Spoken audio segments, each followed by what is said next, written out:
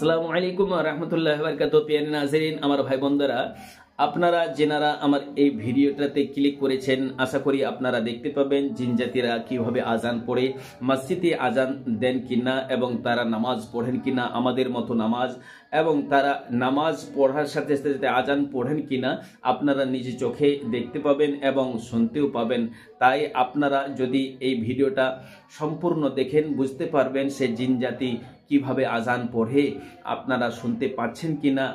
অবশ্যই শুনতে পাবেন। তাই আপনি এই ভিডিওটা আপনি দয়া করে শুরু থেকে নিয়ে শেষ পর্যন্ত অবশ্যই আপনি দেখবেন। তাহলে এখন আমার এই ভিডিওটা অবশ্যই দেখুন কিভাবে সেই জিন জাতিরা আজান পড়ছে।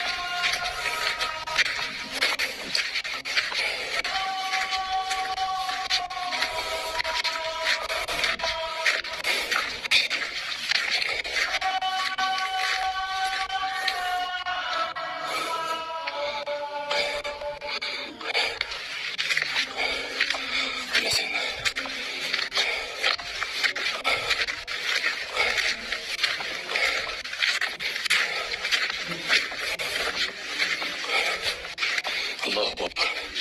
بسم الله الرحمن الرحيم.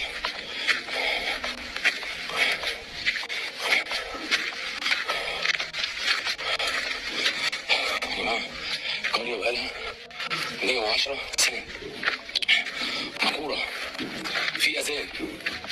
الله أكبر. হ্যাঁ প্রিয় নাজরিন, আমার ভাই বন্ধুরা, আপনারা ভিডিওটা অবশ্যই দেখলেন।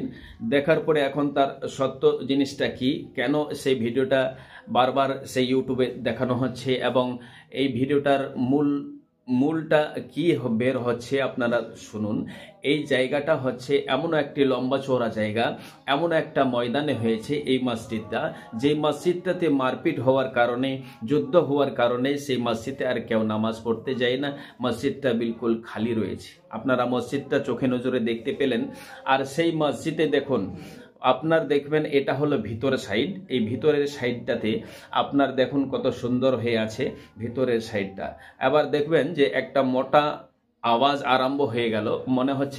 মনে হয় মাইক খারাপ হয়ে গেল না মুয়াজ্জিনের গলা খারাপ হয়ে গেল। এইভাবে কিন্তু দুইটা